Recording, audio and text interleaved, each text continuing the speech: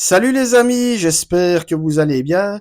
Alors nous nous retrouvons aujourd'hui pour un film sorti en salle tout récemment, Civil War, réalisé par Alex Garland, avec dans les rôles principaux Kirsten Dunst, Wagner Moura, Stephen McKinley Anderson, Kaylee Spaeny ou encore Nick Offerman. Alors le résumé en quelques mots, donc dans un futur proche, une équipe de journalistes emmenée par Lee, donc jouée par Kirsten Dunst, voyage à travers les États-Unis afin d'interviewer le président, sauf que la guerre civile s'intensifie rapidement au point d'engloutir le pays tout entier, et vous l'aurez compris, donc le périple de Lee et de ses collègues sera fortement semé d'embûches. Alors pourquoi est-ce que j'ai eu envie d'aller voir et ensuite de vous parler de ce film? Eh bien, parce que c'est un film dont on parle beaucoup en ce moment, Civil War, et qui divise beaucoup. Alors, il y a d'un côté ceux qui ont vraiment adoré le film au point de déjà le qualifier de chef-d'œuvre, d'autres, au contraire, qui se montrent un petit peu plus sceptiques par rapport aux propos du film, voire même certains qui le détestent carrément. Voilà. Alors, ben, moi, globalement, qu'est-ce que j'ai pensé de ce film? Eh bien, je vais le dire tout net, j'ai adoré. Voilà, mais je vais argumenter tout cela. Voilà. Donc moi, c'est un film qui constitue une très bonne surprise. Alors déjà, ce qui m'a plu d'entrée de jeu, c'est que Alex Garland a eu le parti pris de ne pas trop en dire sur le contexte de son film. Donc c'est-à-dire que dès les premières images, voilà, on comprend très vite qu'on est plongé en pleine guerre civile, en plein cœur des États-Unis, avec des militaires comme ça qui se baladent et qui tirent comme ça dans tous les sens, dans tous les coins de rue. On voit des journalistes comme ça en train de courir à droite et à gauche, qui risquent leur peau, littéralement d'ailleurs, au sein de ce conflit. Et alors, je vais dire, voilà, donc Alex Garland a choisi délibérément de ne pas nous dévoiler via flashback, etc., comment ce pays en est arrivé là, ce qui en soi pour moi est plutôt une assez bonne idée, d'autant plus que c'est là que le propos du film est malin. Plus le film avance, plus on aura une petite idée de ce qui a pu mener à ce terrible conflit qui de base, on le comprendra, implique au départ le Texas et la Californie. Alors il faut aussi savoir que, bon, même si voilà, le film en lui-même relève de la science-fiction, on est dans un futur dystopique, hein, donc autrement dit un récit de fiction qui décrit un monde utopique sombre, à la George Orwell par exemple, dont le roman 1984 constitue une dystopie. Eh bien, il a choisi donc la forme du road movie, en tout cas dans sa première partie, pour concevoir son film. Donc, il s'agit littéralement, voilà, d'une course contre la montre, dont le but est d'interroger le président des États-Unis qui en est déjà à son troisième mandat, ce qui, on l'aura compris, est également l'une des causes de cette guerre civile, hein, un président comme ça qui s'octroie littéralement les pleins pouvoirs. Ouais, on peut un peu sourire parce que ça me rappelle un petit peu, petite anecdote, la cession au pouvoir de l'empereur Palpatine dans Star Wars, mais bon, ça c'est un autre dégât, et encore une fois, ça n'engage que mon propre point de vue, voilà, ne me jetez pas des cailloux dans les commentaires, bref, faites la parenthèse, et donc, c'est littéralement une course contre la montre, donc, que nous donne à voir le réalisateur, et alors, bah, le moins que l'on puisse dire, bah, c'est qu'on en sort bah, quelque peu suffoqué.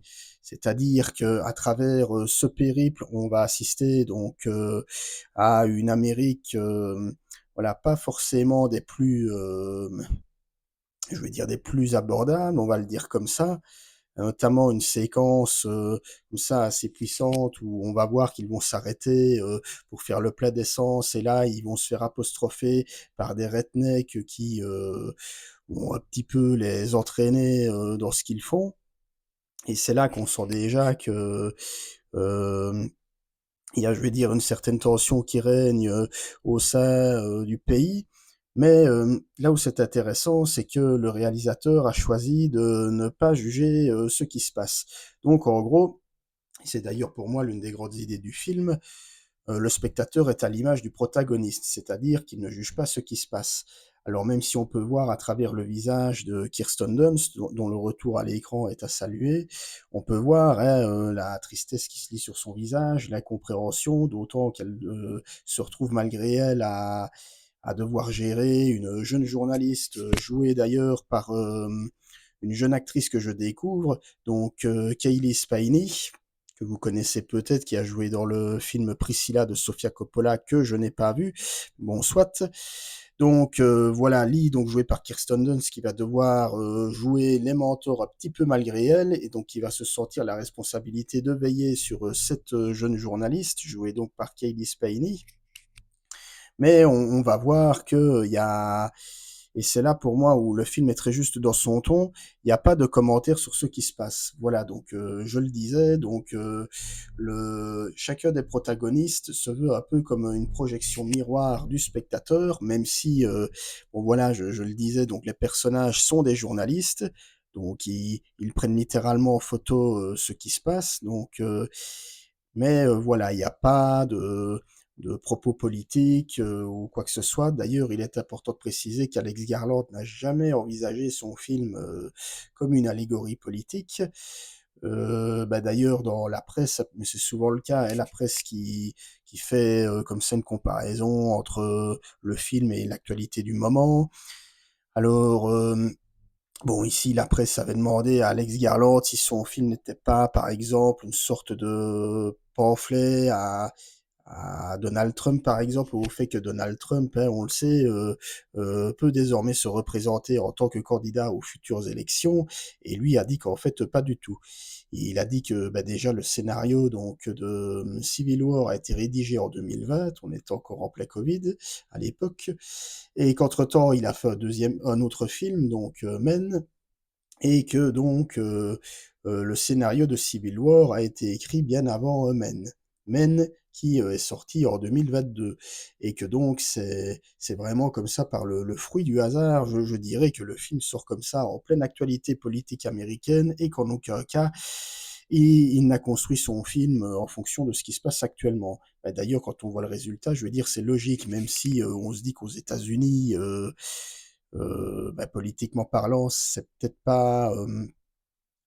pas très brillant pour l'instant. Ce n'est pas du tout le but du film. On est quand même à milieu d'une quelconque guerre civile, donc voilà. Et puis je rappelle qu'on reste quand même dans de la science-fiction et dans un futur dystopique.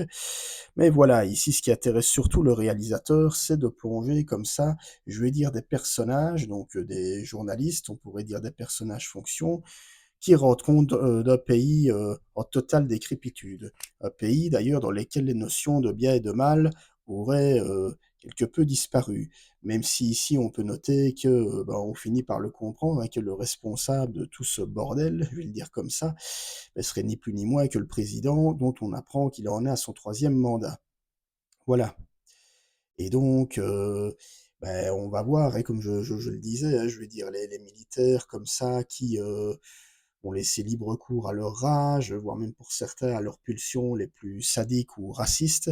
Là, il y a des séquences comme ça, ben, je disais tout à l'heure, hein, là, il y a une séquence au début comme ça chez des rednecks où on voit qu'ils vont s'arrêter pour faire le plein d'essence et puis il y a un redneck qui va un petit peu leur montrer ce qu'il va faire. Puis ensuite on voit qu'ils vont tomber sur un militaire comme ça très raciste qui va les prendre en grippe, et surtout quand il va voir que dans le groupe il y a un homme américain mais d'origine asiatique. Donc voilà ce genre de choses qui est passé à la moulinette du cinéaste. Mais encore une fois, c'est toute la force du propos d'Alex Garland, c'est de ne pas forcément avoir de jugement sur ce qui se passe. Voilà, donc c'est simplement voilà quoi, un regard sur une potentielle situation de désastre. D'ailleurs, je ne l'ai pas encore souligné, mais l'appareil photo est utilisé ici comme une arme. Bah, une arme dont le but est de rendre la justice, hein. On va voir comme ça les différents protagonistes, que ce soit Kirsten Dunst, son collègue, donc joué par Wagner Moura, ou encore sa jeune collègue, hein, dont je parlais tout à l'heure, donc Cailee Spaeny, qui vont mitrailler à coups de flash, si je puis dire, tout ce qui va se passer. Et donc, c'est vraiment ici, l'appareil photo qui a plus d'impact encore, que la mitraillette ou, les flingues, on va le dire comme ça. Parce que ici, les militaires, et ça d'ailleurs je ne l'ai pas encore dit, mais le film est divisé en 2 parties, donc on a quand même une première partie, bah, la moitié du film, hein, qui va se présenter sous la forme d'un road movie. Donc le but étant de rechercher le président pour, lui demander, une interview, voire même, vu le contexte, le forcer à donner une interview. Et alors la dernière partie, là on bascule en plein film de guerre, enfin je dirais même limite film d'action, où on va voir comme ça les militaires ultra déchaînés qui vont pénétrer comme ça de force dans la Maison Blanche, qui vraiment vont se lâcher complètement, je vais le dire comme ça. Et là, du coup, Alex Garland, il se fait plaisir, hein, on sent que bah, il y a des hommages d'ailleurs, et ça, j'ai vu que ça revenait beaucoup parmi les détracteurs du film, un côté trop appuyé au film Apocalypse Now de Francis Ford Coppola. Alors moi, j'ai envie de dire, même si c'est flagrant, ça ne m'a pas dérangé, bah, parce que c'est assumé comme tel. D'ailleurs, si vous voyez l'affiche du film, hein, vous voyez des hélicoptères comme ça, sous fond de ciel orangé, avec la Statue de la Liberté en arrière-plan.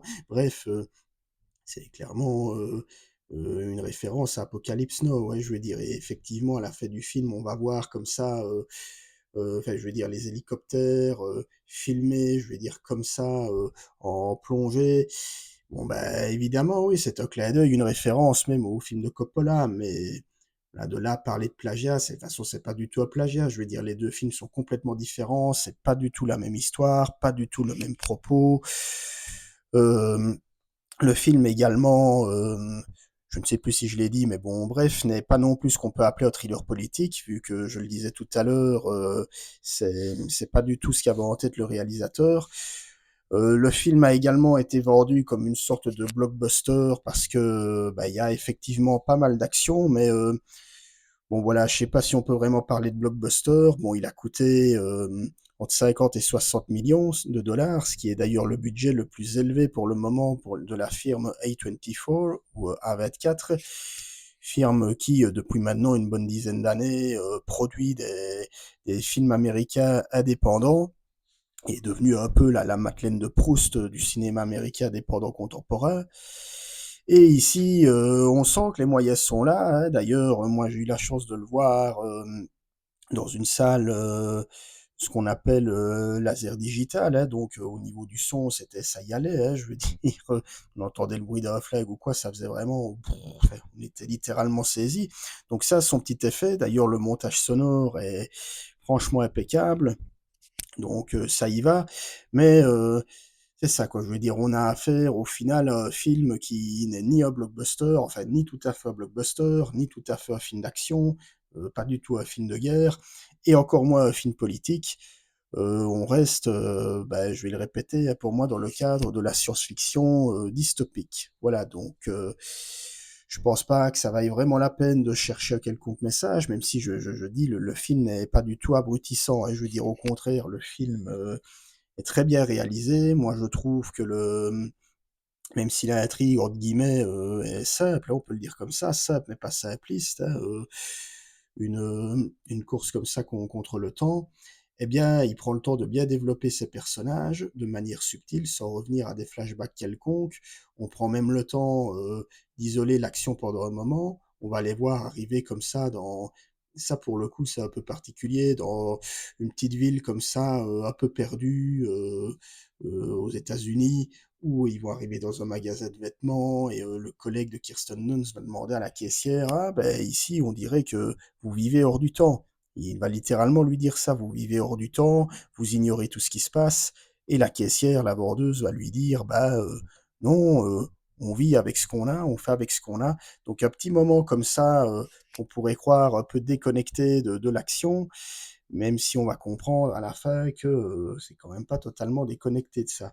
Et alors, ces différents moments, bah, c'est justement pour bah, faire exister davantage ces personnages, parce que c'est aussi un film de deux personnages, et je le dis, mais ils sont tous très bien écrits, hein. On a bah, la jeune collègue, hein, je vais dire, de Kirsten Dunst, qui va arriver un petit peu comme ça, en mode incruste, j'ai envie de dire. Donc Jessie, jouée par Kaylee Spaeny, dont on va comprendre que c'est un peu la relève de Lee, donc jouée par Kirsten Dunst, hein, je veux dire Kirsten Dunst, bon, j'en parlerai après, qui joue vraiment très bien. Donc le personnage de Lee, on sent qu'elle est au bout du rouleau, qu'elle est blasée par un peu tout ce qu'elle voit, et on peut supposer que Jessie, donc va un peu lui servir de relais.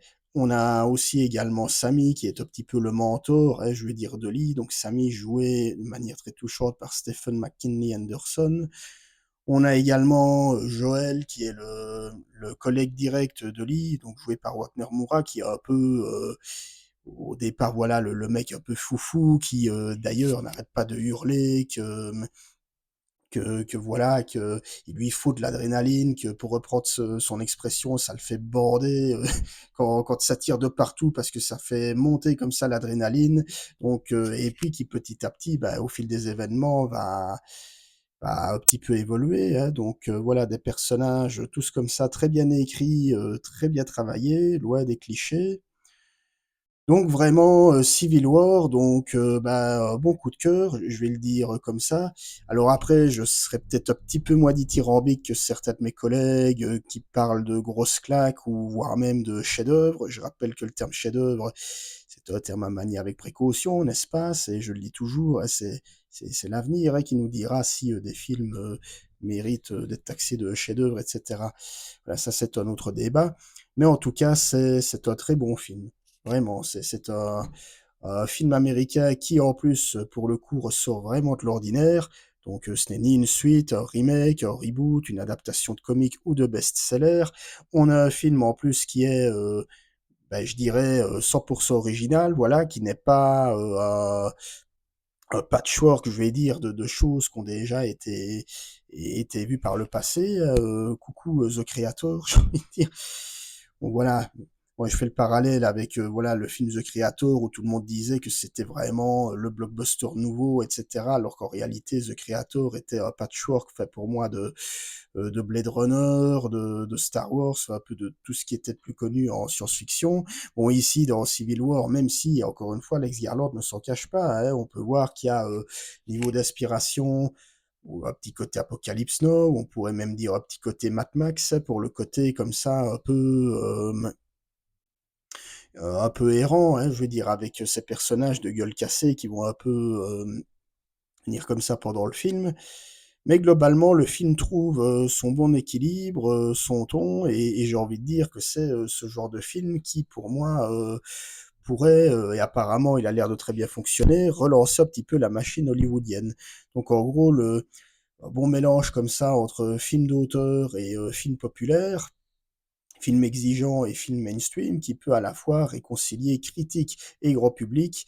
Et là, pour le coup, on a un vrai beau moment de cinéma qui a sa propre identité, son propre style. Et rien que pour ça, ben, je salue vraiment la démarche de Alex Garland, qui en plus de ça, ben, prouve qu'il n'est pas seulement qu'un bon scénariste, il est aussi un bon réalisateur. Il parvient à faire un film qui tient la route entre road movie et pur film d'action à la fin. Alors, je n'ai pas encore parlé de l'interprétation, mais voilà, on a Kirsten Dunst dans le rôle principal de Lee.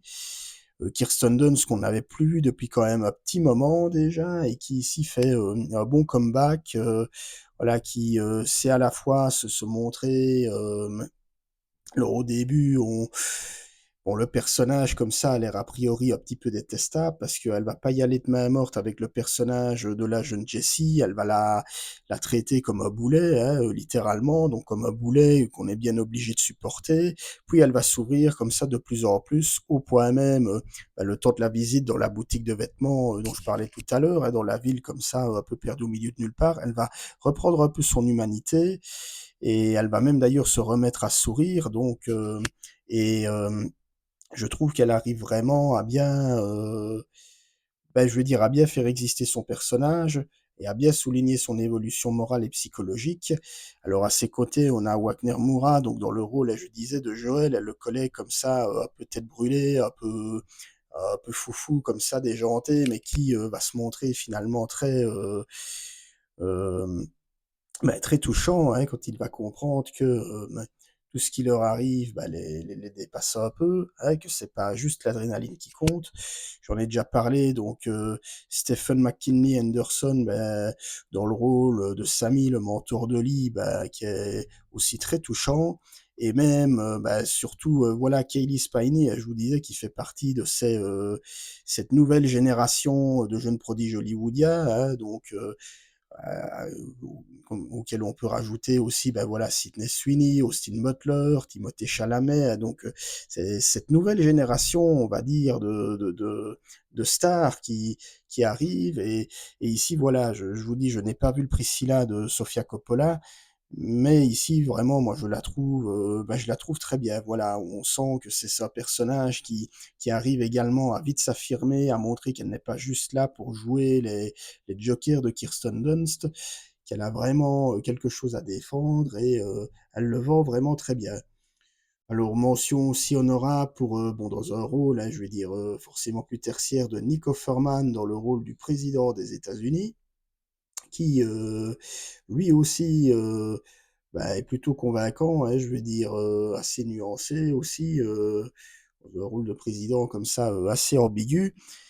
Et alors, j'en dirai pas plus, mais il y a également un autre acteur très célèbre et très doué qui lui aussi fait une apparition le temps d'une scène glaçante au possible, mais voilà, je ne vous dirai pas qui c'est pour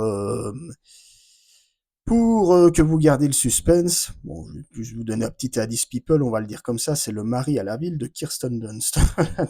C'est assez troublant quand on voit les deux comme ça dans le film. Mais bon, bref. Donc, Civil War, bonne surprise. Bon, je veux dire, un bon film hollywoodien comme on n'a plus trop l'habitude d'en voir très souvent, qui arrive à la fois à se montrer grand public quand il le faut et en même temps très réflexif il le souhaite, mais je rappelle quand même que ceci est une fiction et qu'il ne faut pas y voir une espèce de message contre l'actualité américaine du moment, hein, donc c'est même pas moi qui le dis, c'est le réalisateur lui-même, donc vraiment je vous encourage à aller voir Civil War, en espérant qu'il vous plaira tout autant que moi. Si vous avez aimé cette vidéo, bah, comme d'habitude, hein, likez-la. N'hésitez pas à me dire ce que vous avez pensé du film, si vous l'avez aimé, pas aimé. Je vous invite également à me suivre via les différents réseaux sociaux, Facebook, Twitter, Instagram, prochainement TikTok. Je ne l'ai pas encore fait, mais promis, je le ferai très bientôt. Quant à nous, bah, on se retrouvera très vite lors d'une prochaine vidéo. Salut, salut, ciao.